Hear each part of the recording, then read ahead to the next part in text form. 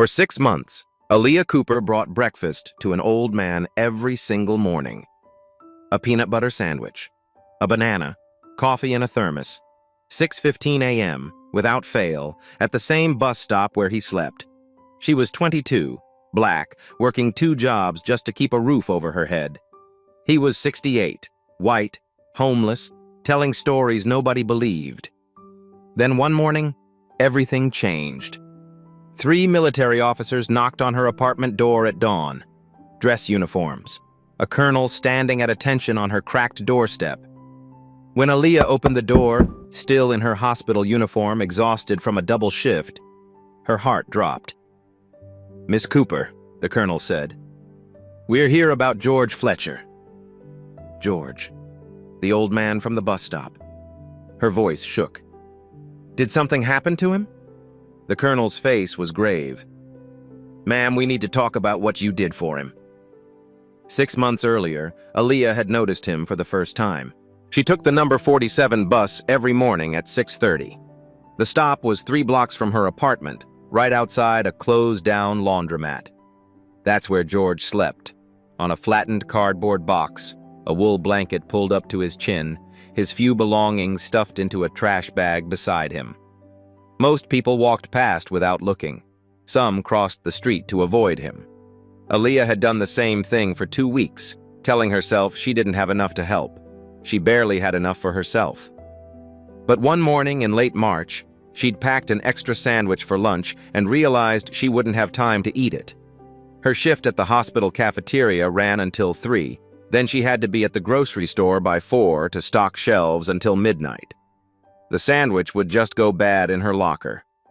George was awake when she approached. His eyes were sharp, clearer than she expected. He watched her carefully, like he was used to people either ignoring him or yelling at him to move along. "Excuse me," Aaliyah said, holding out the wrapped sandwich. "I made too much. You want this?" He stared at the sandwich, then at her face. For a long moment, he didn't move. "You need that more than I do," he said quietly. "That's debatable," Aaliyah replied. "But I'm offering." He took it with both hands, like it was something precious. "Thank you, miss." "Aaliyah." "George." He nodded once. "George Fletcher." She almost walked away then. Almost went back to her routine of not seeing him, not getting involved. But something about the way he'd said thank you, with dignity, not desperation, made her pause. "Do you take your coffee black or with sugar?" she asked. His eyebrows lifted. "Black's fine." The next morning, she brought coffee in a thermos, and a banana. The morning after that, another sandwich and an apple. By the end of the first week, it had become a routine she couldn't imagine breaking. 6:15 a.m. every single day. George was always awake, always waiting at the same spot. They'd talk for 5, maybe 10 minutes before her bus came. He'd ask about her classes. She was taking nursing courses at the community college 2 nights a week when she could afford it. She'd ask about his day and he'd tell her stories. Strange stories. "Back in my helicopter days," he'd say, staring past her at nothing, "we flew senators out to places that don't exist on maps." Or, "I worked for a 3-letter agency once. Can't tell you which one, but I can tell you, those folks don't forget faces." Aaliyah figured he was confused, maybe mentally ill, maybe just old and lonely, building himself a past that felt more important than sleeping on cardboard. She didn't correct him. She just listened. Other people weren't so kind. One morning in April, a businessman in an expensive suit walked past and deliberately kicked George's blanket into the gutter. Aaliyah was 10 feet away, about to cross the street. "Hey!" She spun around, her voice sharp. "What's wrong with you?" The businessman didn't even slow down. "He's blocking the sidewalk." "That's somebody's grandfather," Aaliyah shot back. The man kept walking. George sat quietly, pulling his blanket back from the dirty water pooling at the curb. His hands shook, from cold or anger Aaliyah couldn't tell. She helped him wring out the blanket.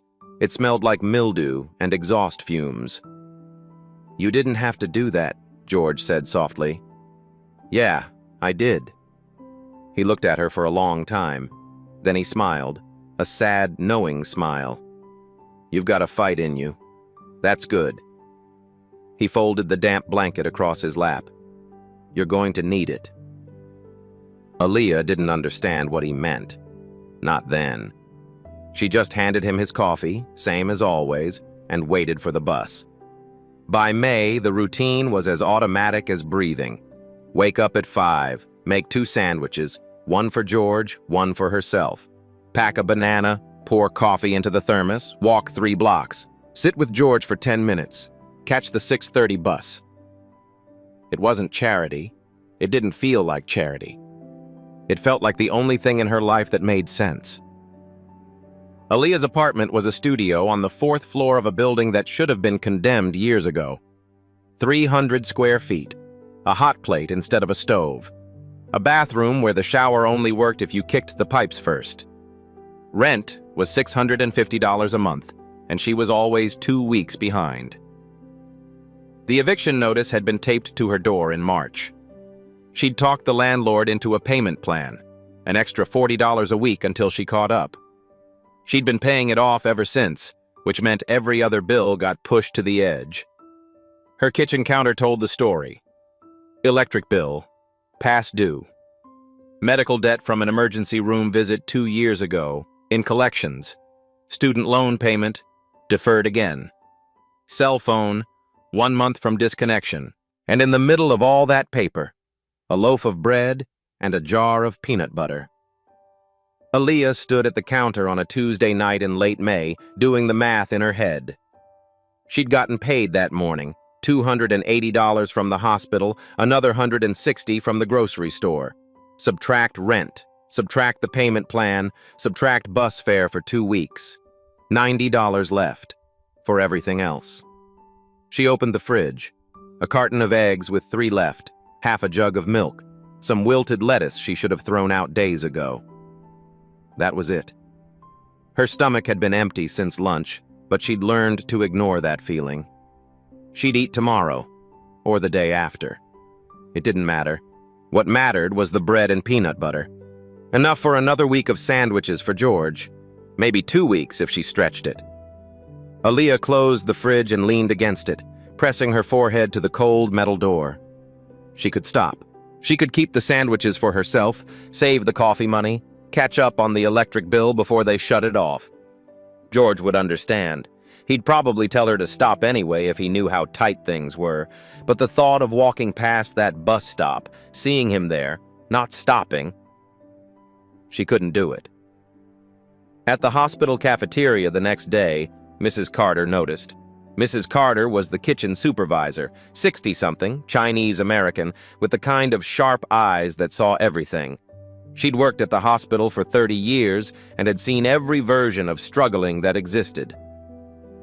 "Are you eating today?" Mrs. Carter asked, watching Aaliyah wipe down tables during the lunch rush. "I ate breakfast," Aaliyah lied. "Uh-huh." Mrs. Carter crossed her arms. "Are you feeding that homeless man again?" Aaliyah's shoulders stiffened. "His name is George." "I know his name, honey. I'm asking if you're feeding him instead of yourself." "I'm fine." Mrs. Carter sighed. She disappeared into the kitchen and came back 5 minutes later with a container of leftover pasta and a bread roll. She pressed it into Aaliyah's hands. "You eat this. Now. I don't want to see you passing out on my shift." Her voice softened. "He's a person. I get it. But you know what else?" "What?" "You're a person, too." Aaliyah stared at the container. Her throat felt tight. "Thank you." "Don't thank me. Just eat." That night, lying on her mattress on the floor, she'd sold the bed frame 2 months ago to make rent. Aaliyah stared at the ceiling and did the math again. If she skipped her Thursday class, she could pick up an extra shift at the grocery store. Another $40. If she walked to work instead of taking the bus 3 days a week, she'd save $12. If she asked the landlord for one more week, her phone buzzed. A text from the electric company. Final notice. Service will be disconnected in 7 days without payment of $127. Aaliyah closed her eyes. One more week of bringing George breakfast. That's all she'd commit to. One more week, and then she'd have to stop. She'd explain it to him. He'd understand. She had to take care of herself first. That's what anyone would say. That's what made sense. But when Friday morning came, Aaliyah still made 2 sandwiches, still poured coffee into the thermos, still walked 3 blocks to the bus stop. George was waiting, same as always, and when he split his sandwich in half and handed part of it back to her, "Fair is fair," he said simply. Aaliyah had to turn away so he wouldn't see her crying. George wasn't at the bus stop on Monday morning. Aaliyah stood there with the sandwich and thermos, scanning the empty sidewalk. His cardboard was gone. His trash bag of belongings, gone. Even the damp spot where he usually slept had dried up, leaving no trace he'd ever been there. She waited until her bus came and went. Waited through the next one. By the time she finally climbed aboard the 3rd bus, she was going to be late for her shift, and her chest felt hollow. She told herself he'd just moved to a different spot. People did that. Maybe someone had hassled him. Maybe the police had cleared the block. It didn't mean anything bad had happened, but she checked the spot again that evening after work. Still nothing. Tuesday morning, empty. Wednesday, empty. By Thursday, Aaliyah couldn't ignore the knot in her stomach anymore. She stopped by the Mercy Street shelter on her way home from the grocery store, even though it was 10 blocks out of her way and her feet were killing her. The woman at the intake desk barely looked up. "Name?" "I'm looking for someone. George Fletcher. Older white man, late 60s, usually sleeps near the bus stop on Clayton. We don't track people who don't check in here." "Can you just look?" Aaliyah pressed. "Please?" The woman sighed and typed something into her computer. Waited, shook her head. No one by that name in our system. What about the hospitals? Is there a way to check? You family? Aaliyah hesitated. I'm a friend. Then no, privacy laws. The woman's tone softened just slightly. Look, honey, people move around. He probably found another spot. They always do. Aaliyah called 3 hospitals that night. None of them would tell her anything without a family connection or a patient ID number she didn't have. On the 7th day, she went back to the bus stop with a paper bag and a note inside. "Hope you're okay. A." She left it where George usually slept and tried not to think about what it meant that she was leaving food for a ghost. That afternoon, he was there. Aaliyah almost missed her stop on the bus home because she wasn't expecting to see him. But there he was, sitting on the same flattened cardboard, his trash bag beside him, thinner than before. His face is more drawn. She got off at the next stop and ran back. "George!" He looked up, and for a second, she thought he didn't recognize her. Then his face softened. "Miss Aaliyah." She crouched down beside him, breathing hard. Where were you? I checked shelters, I called hospitals. "Had a spell." His voice was raspier than usual. "I'm all right now." "You don't look all right." "I'm upright. That counts for something." He tried to smile, but it didn't reach his eyes. That's when she noticed his hand. A fresh scar across the back of it, still pink and healing. It looked surgical, too clean to be from a fall or a fight. "What happened to your hand?" George pulled his sleeve down quickly. "Nothing. Old wound acting up." "George." "I'm fine." His tone left no room for argument. They sat in silence for a moment. Then George reached into his jacket pocket and pulled out a sealed envelope. White, slightly crumpled, with an address written in shaky handwriting on the front. He held it out to her. "If something happens to me," he said quietly, "I need you to mail this." Aaliyah stared at the envelope.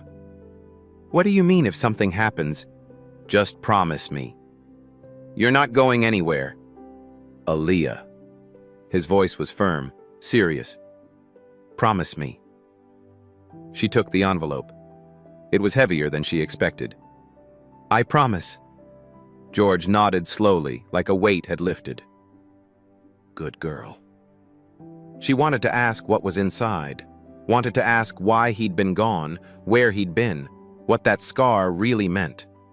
But her bus was coming, and George had already closed his eyes, leaning back against the brick wall like the conversation had exhausted him.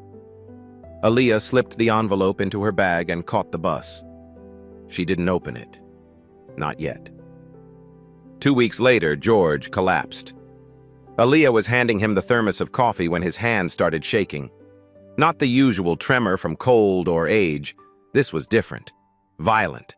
The thermos slipped from his fingers and clattered onto the sidewalk, coffee spilling across the concrete. "George?" He tried to say something, but his words came out slurred. His eyes rolled back, and then his whole body folded, knees buckling, shoulders crumpling forward. Aaliyah caught him before his head hit the pavement. "Somebody call 911!" she screamed. A woman across the street pulled out her phone. A man in jogging gear stopped, hesitated, then kept running. 2 people getting off the bus just stared. Aaliyah lowered George onto his side, her hands shaking. His breathing was shallow, erratic. His lips were turning pale. "Stay with me," she whispered. "Come on, George, stay with me." The ambulance arrived 7 minutes later, felt like 7 hours. Aaliyah climbed into the back without asking permission. One of the paramedics tried to stop her. "Are you family?" But she was already inside, gripping George's hand as they loaded him onto the gurney. "I'm all he's got," she said. The paramedic didn't argue. At the hospital, everything moved too fast and too slow at the same time. They wheeled George through double doors into the emergency room. A nurse took Aaliyah's arm and guided her to a waiting area. Green chairs bolted to the floor, fluorescent lights buzzing overhead, a TV on mute showing the morning news. She sat down, realized she was still holding the empty thermos. Her shift at the cafeteria had started 20 minutes ago. She pulled out her phone and texted Mrs. Carter. "Emergency. Can't make it today. I'm sorry." Mrs. Carter replied immediately. "You okay?" George collapsed. "I'm at the hospital." "Which one?" "St. Vincent's. I'll cover your shift. Keep me posted." Aaliyah closed her eyes and tried not to cry. An hour passed, then another. Finally, a nurse called her name. "Aaliyah Cooper?" She jumped up. "That's me." The nurse led her to a desk where a woman in scrubs sat behind a computer, looking exhausted and annoyed in equal measure. Her name tag read, R. Williams, patient intake. "You're here for George Fletcher?" the woman asked without looking up. "Yes. Is he okay?" "He's stable. Severe dehydration, possible stroke. We're running tests." She clicked through something on her screen. "But we have a problem. He has no insurance card, no ID, no emergency contact. We need to transfer him to the county overflow." Aaliyah's stomach dropped. "What does that mean?" "It means he'll get care, but not here. County General has space. County General is a nightmare. I've heard the stories. People wait for days." "It's policy," the woman said flatly. "Without proof of insurance or ability to pay." "He's a veteran." Aaliyah's voice came out sharper than she intended. "Check the VA system." The woman finally looked up. "Do you have proof of that?" "No, but..." "Then I can't check." "We need documentation. A VA card, discharge papers, something." Aaliyah's mind raced. She thought about the envelope George had given her, still sitting in her bag at home. Thought about the stories he'd told, the helicopters, the 3-letter agencies, the senators. She'd always assumed he was confused. But what if he wasn't? "I'm his niece," Aaliyah said. The woman's eyebrows rose. "His niece?" "Yes." "And you don't have any of his paperwork?" "He's been living on the street. He doesn't keep paperwork in his pocket." Aaliyah leaned forward. But I know he served. I know he has benefits. Just run the check, please. The woman stared at her for a long moment, clearly skeptical. Then someone behind them, a doctor in a white coat, South Asian, maybe mid-40s, spoke up. Run it, Rachel. The intake woman turned. Dr. Patel, just run it, as a courtesy. Dr. Patel looked at Aaliyah. If there's a match, we keep him. If not, county. Fair? Aaliyah nodded quickly. Fair. Rachel sighed and started typing. The wait felt endless, 30 seconds that stretched into infinity. Then the computer beeped. Rachel's expression changed.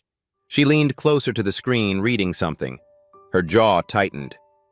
What? Dr. Patel asked. There's a match. George Allen Fletcher, born 1957, honorable discharge 2001. She scrolled down. Service record is heavily redacted. Almost everything's blacked out. Dr. Patel moved behind the desk to look. What does that mean? It means his service was classified, Rachel said quietly. She looked at Aaliyah differently now, less annoyed, more confused. What exactly did your uncle do in the military? Aaliyah's throat felt dry. I don't know. He didn't talk about it much.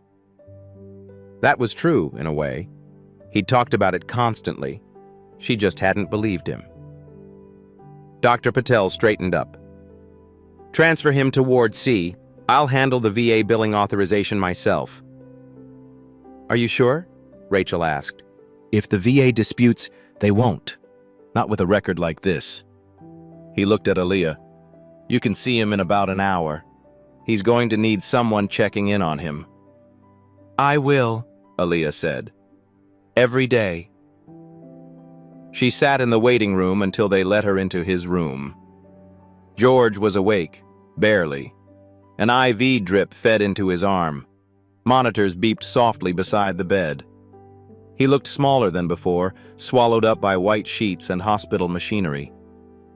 Hey, she said softly, pulling a chair close. His eyes opened, focused on her face. He tried to smile. You didn't have to, he whispered. Yeah, I did. He reached for her hand, the one without the IV. His grip was weak but steady.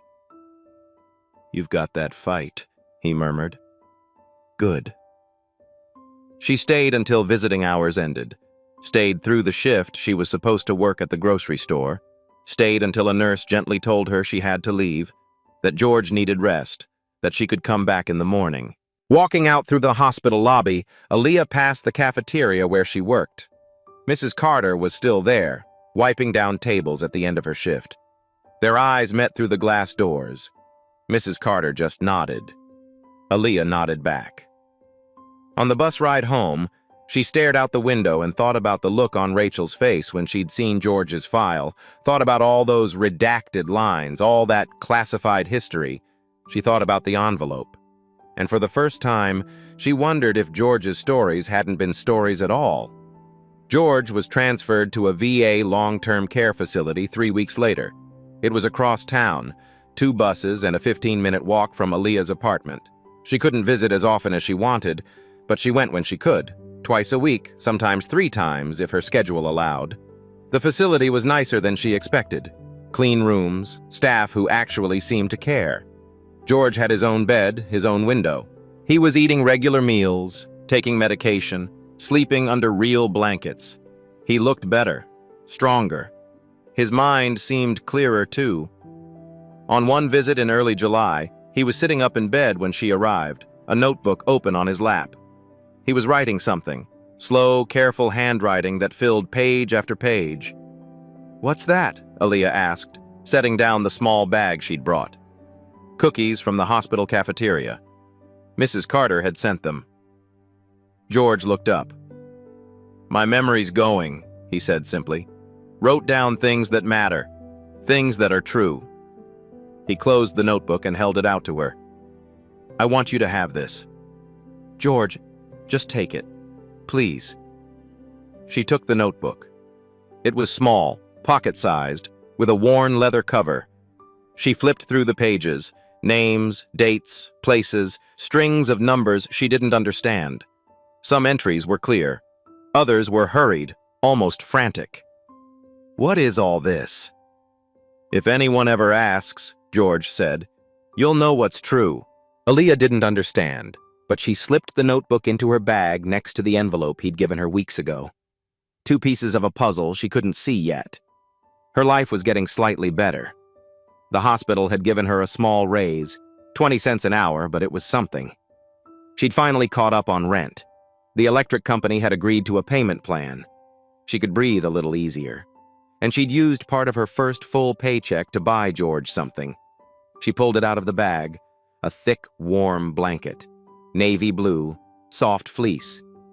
George stared at it, then at her, his eyes filled with tears. "No one's done this much for me in 20 years, he whispered. Aaliyah draped the blanket over his legs. Well, somebody should have. He reached for her hand and held it for a long time, not saying anything. Some things didn't need words. George died on a Tuesday in late August. The facility is called Aaliyah at 6 in the morning. She was getting ready for her shift, standing in her tiny kitchen making coffee, when her phone rang.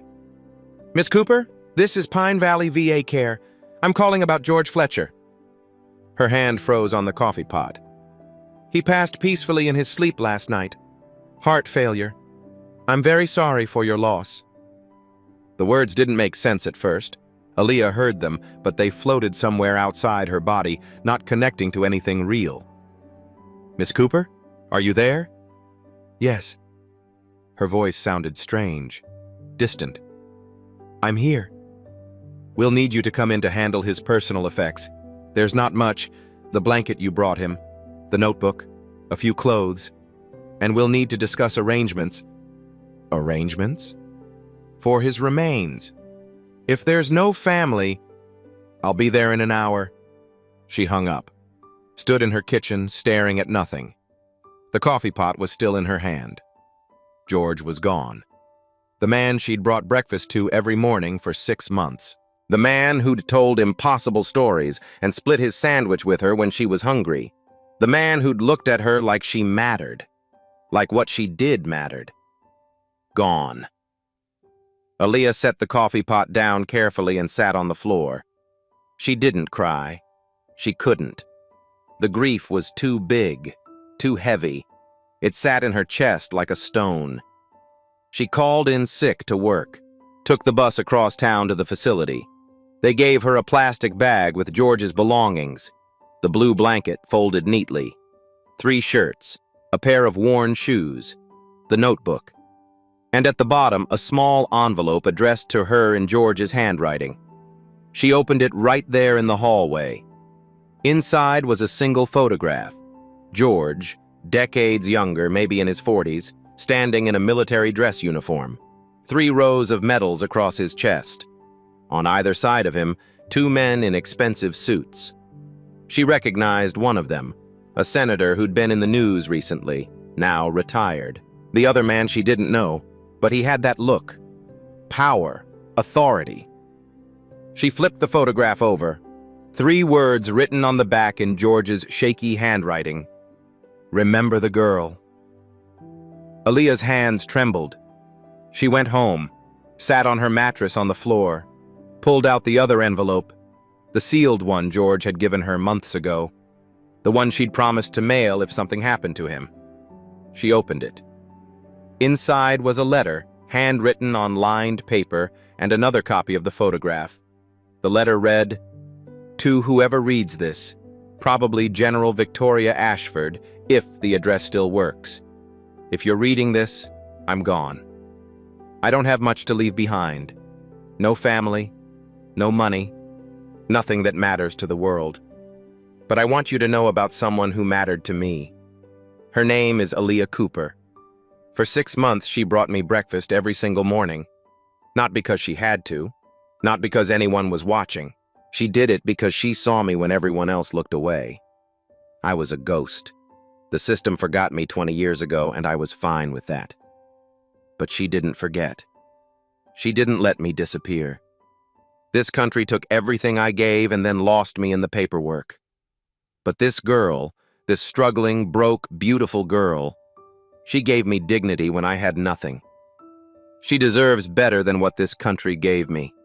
Remember her like she remembered me. George Fletcher, GS14, retard. Aaliyah read it 3 times. Each time, the words felt heavier.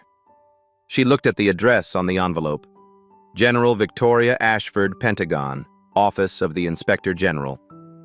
George hadn't been confused, hadn't been embellishing. He'd been telling the truth the whole time.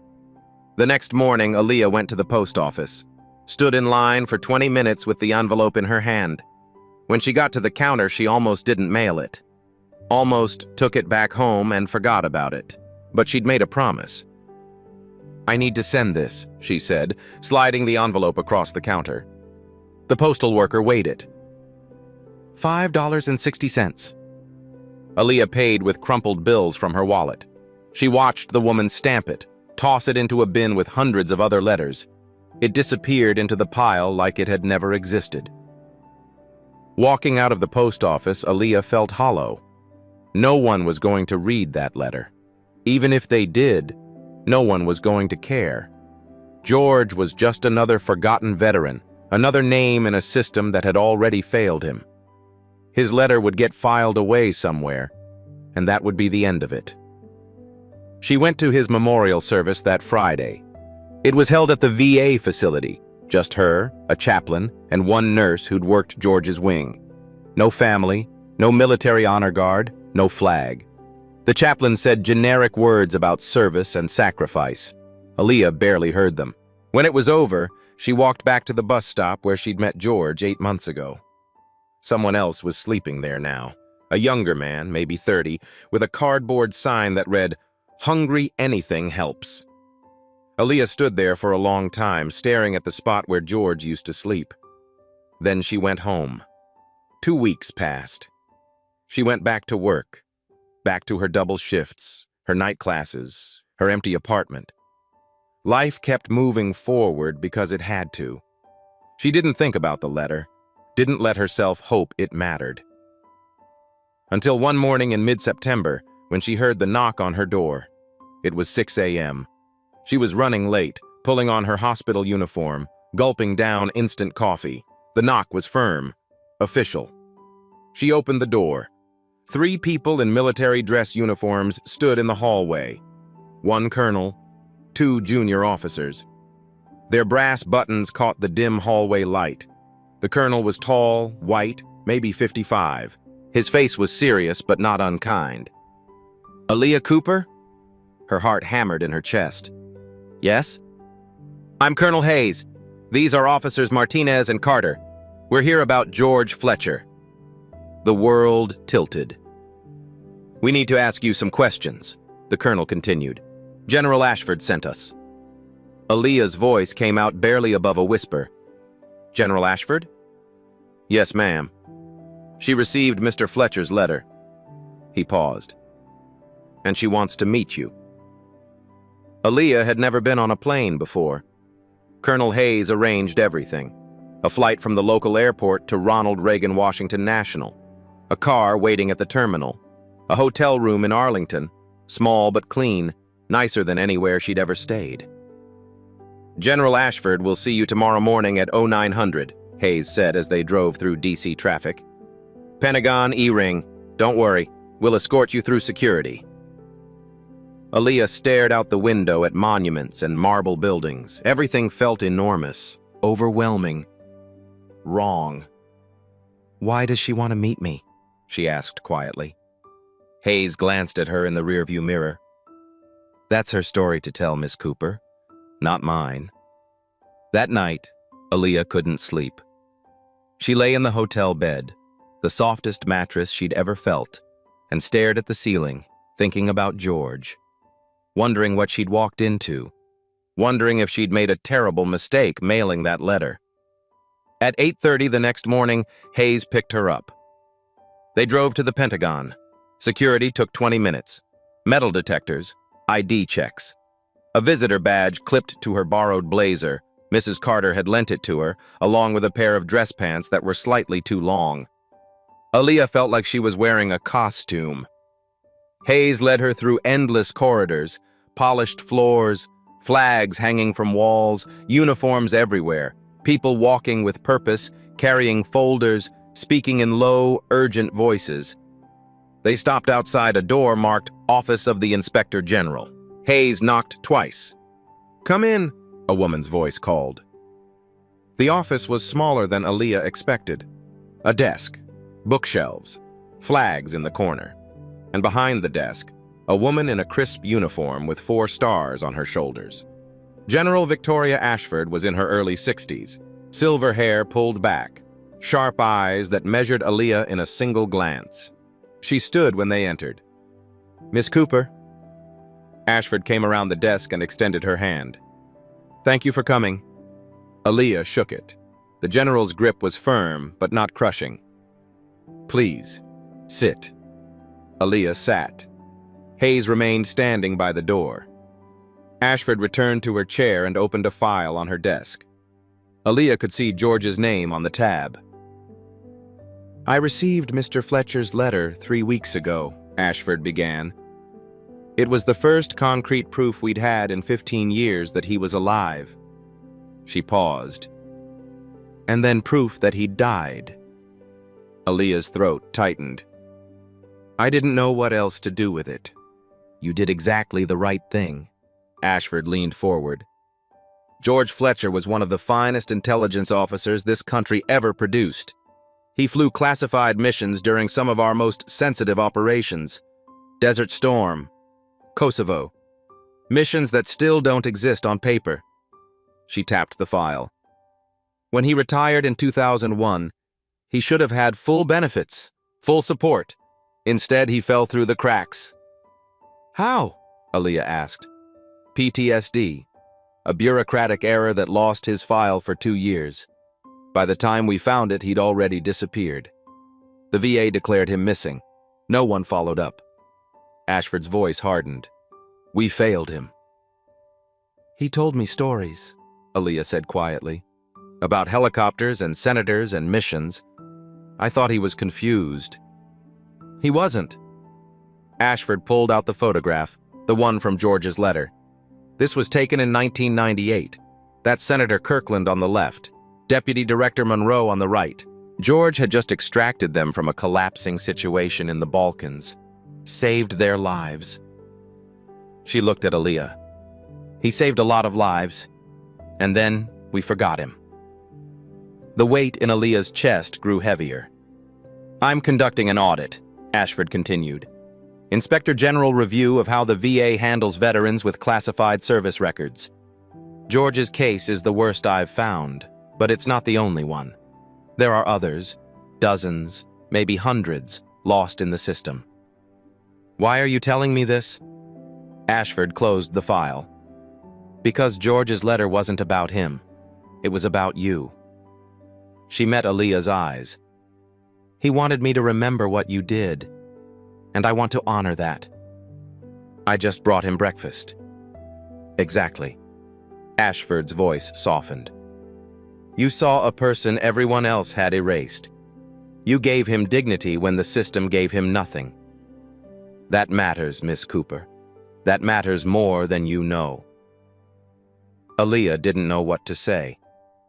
"I want to make this right," Ashford said. "Establish a memorial fund in George's name, reform the VA's tracking systems for classified veterans, and I want you to testify before the Senate Armed Services Committee about what happened." Aaliyah's stomach dropped.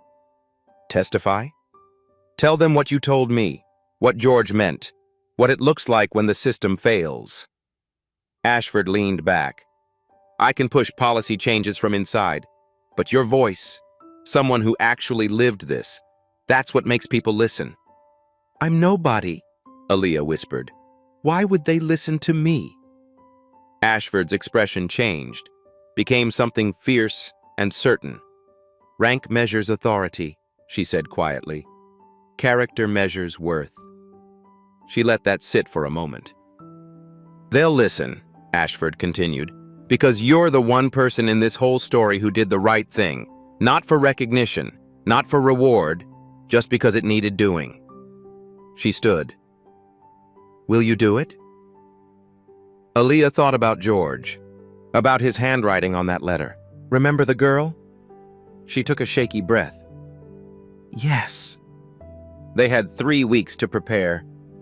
General Ashford's team descended on Aaliyah like a well-oiled machine. Attorneys, communications specialists, policy advisors. They set her up in a small office at the Pentagon Annex and walked her through what a congressional hearing actually meant. "You'll sit at the witness table," one attorney explained, showing her photographs of the committee room. "Senators will ask questions. Some will be supportive, others will challenge you. Stay calm, stick to your story." "My story," Aaliyah repeated. "What you did for George Fletcher, how the system failed him, why does it matters?" But as the days went on, Aaliyah realized they didn't want her whole story. They wanted a version of it. "We should probably downplay the poverty angle," the communications director said during one prep session. She was young, white, wearing a blazer that probably cost more than Aaliyah's rent.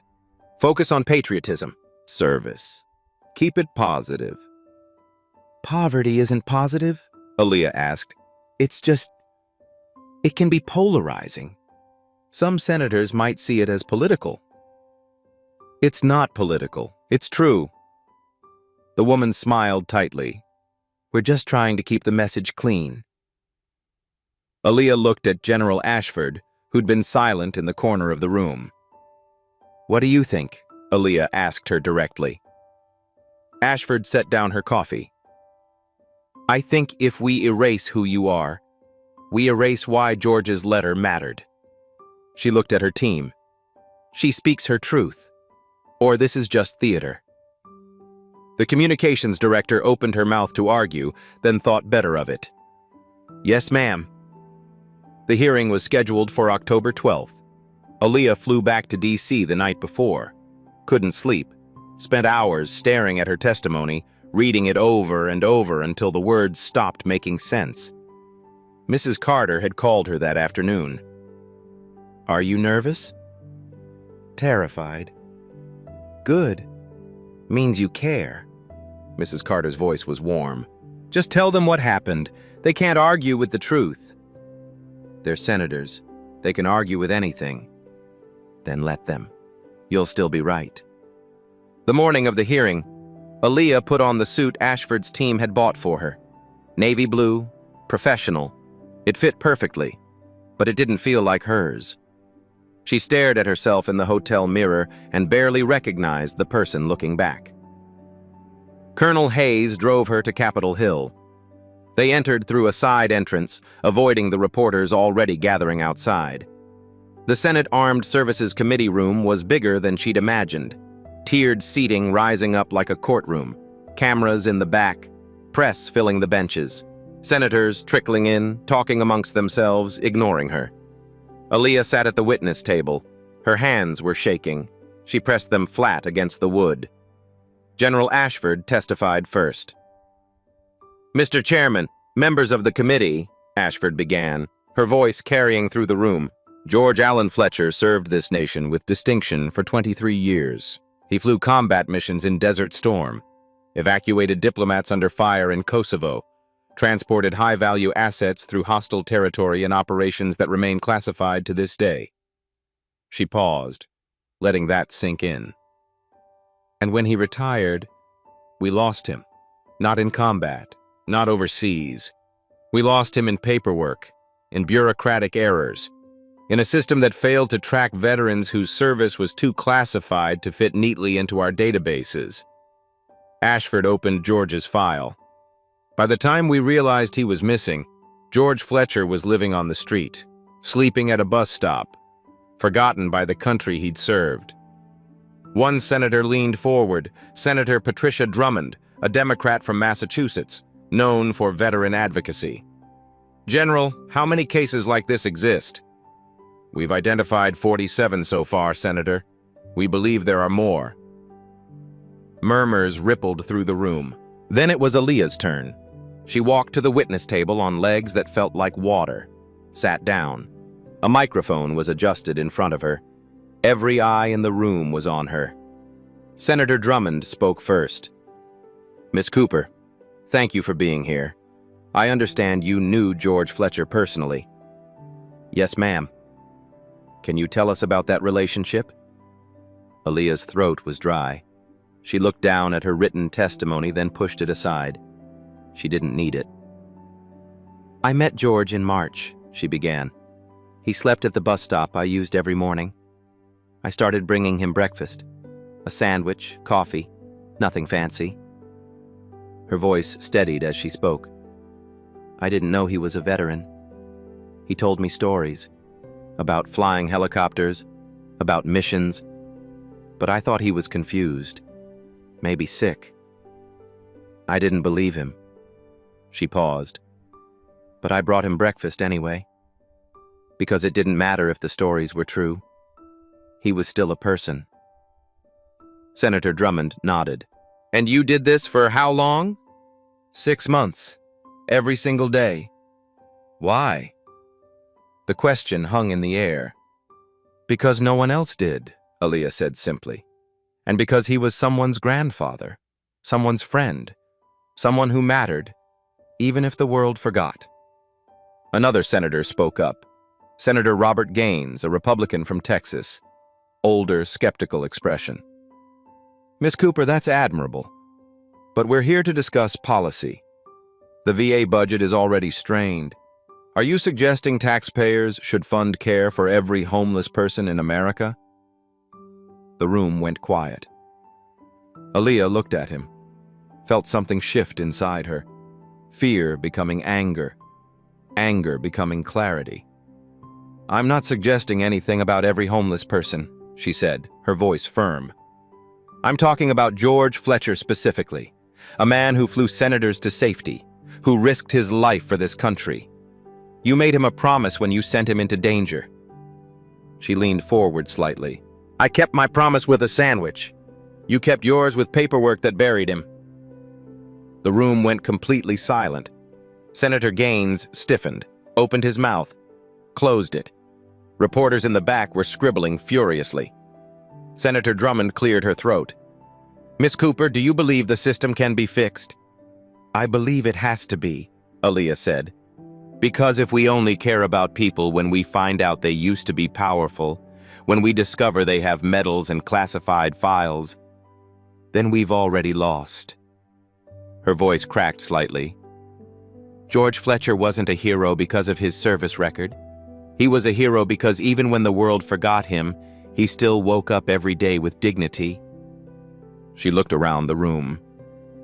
"He deserved better. They all deserve better. And if you can't see that, if you need me to sit here and prove that veterans are worth caring about, then I don't know what I'm doing here." No one spoke. Then General Ashford stood. "Mr. Chairman, if I may." The chairman nodded. Ashford stepped to the microphone.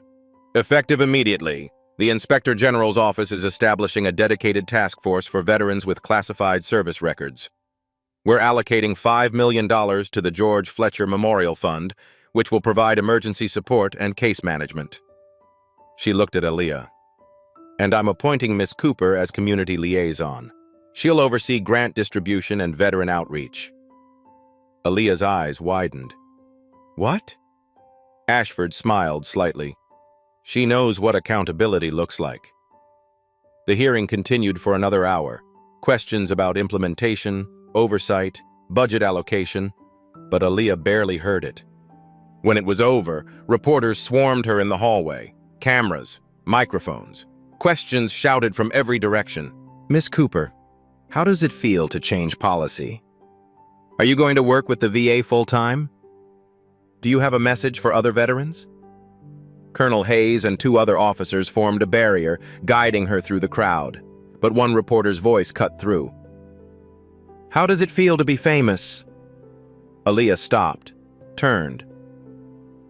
"I don't want to be famous," she said quietly. "I want George to be remembered." That soundbite played on every news channel that night. 6 months later, everything had changed, and nothing had changed. Aaliyah still lived in the same studio apartment, still took the same bus to work. But now she worked at the VA hospital 3 days a week as a nurse's aide. She'd finally finished her certification and spent the other 2 days managing the George Fletcher Memorial Fund. The fund had grown beyond what anyone expected. $5 million from the Department of Defense. Another $2 million from private donations after her testimony went viral. They'd awarded grants to 10 organizations in the first round. Homeless veteran outreach programs, PTSD counseling centers, a legal aid clinic helping former service members navigate VA bureaucracy. Aaliyah sat in a small office at the VA hospital and reviewed applications for the second round of grants. 43 requests. She couldn't fund them all, but she'd fund as many as she could. Her phone buzzed, a text from General Ashford. "Good work on the grant selections. Coffee next week?" Aaliyah smiled and typed back, "Yes, I'll bring the sandwiches." She'd become unlikely friends with the general over the past 6 months. Ashford had a brother who'd been a Marine, killed in Iraq in 2004. She understood what it meant when the system failed people. That afternoon, Aaliyah was making rounds when she noticed a young woman sitting alone in the waiting area. Early 20s, brown hair, wearing an army jacket 3 sizes too big. She was staring at the floor, arms wrapped around herself. Aaliyah grabbed 2 cups of coffee and sat down beside her. "Do you take it black or with hope?" Aaliyah asked gently. The woman looked up, startled, then smiled slightly. "Sugar, please." Aaliyah handed her the cup. "I'm Aaliyah. I work here." "Sarah, I'm trying to get my benefits sorted out. They keep telling me to come back, fill out more forms." "What branch?" "Army. Medic. Discharged last year." Aaliyah saw herself in Sarah's exhausted eyes, saw George in the way she held herself, trying to maintain dignity while the system ground her down. "Come with me." She took Sarah to her office, pulled out the notebook George had given her, filled with names and numbers and processes for navigating VA bureaucracy. "We're going to fix this," Aaliyah said. "Right now." Sarah's eyes filled with tears. "Why are you helping me?"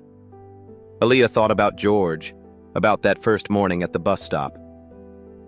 "Because somebody taught me, small things aren't small." Later that week, Aaliyah stood at Arlington National Cemetery. George had been reburied here with full military honors. His headstone read, "George Allen Fletcher, Intelligence Officer, U.S. Army, 1957 to 2025. She knelt and placed a peanut butter sandwich on the stone, wrapped in wax paper, same as always. "I kept my promise," she whispered. The autumn wind moved through the trees.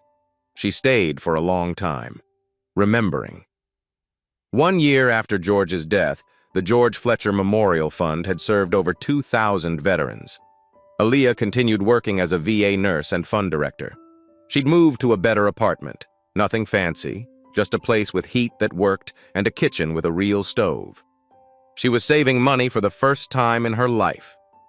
But every morning, she still woke up at 5:30, still made her coffee the same way, still took the same bus route, even though she didn't have to anymore. One Tuesday morning, she stood at that same bus stop, the place where she'd first met George. A young girl stood beside her, maybe 16, part of a mentorship program Aaliyah had started through the fund. Aaliyah handed the girl a brown paper bag. For later, the girl peeked inside. A sandwich, a banana, a bottle of water. "Someone taught me," Aaliyah said quietly, "that small things aren't small." The girl nodded, not quite understanding yet, but she would. The bus pulled up. They climbed aboard together. As the bus rolled away from the stop, Aaliyah looked out the window at the empty sidewalk where George used to sleep. For just a moment, she could have sworn she saw him there, smiling, tipping an invisible hat. Then the bus turned the corner, and he was gone. But what he'd taught her remained. Kindness doesn't need an audience. Fairness doesn't need permission. And opportunity starts with seeing people the world wants to forget. The George Fletcher Memorial Fund has served over 2,000 veterans in its first year. Aaliyah Cooper continues to work as a VA nurse and fund director. In 2026, Congress passed the Fletcher Act, requiring the VA to establish tracking protocols for veterans with classified service records. What small act of kindness will you choose today? Someone near you needs to be seen. Let us know in the comments what you'll do, and don't forget to like and subscribe if this story moved you. Your engagement helps us share more stories that matter. At Black Voices Uncut, we don't polish away the pain or water down the message. We tell it like it is because the truth deserves nothing less. If today's story spoke to you, click like, join the conversation in the comments, and subscribe so you'll be here for the next Uncut Voice.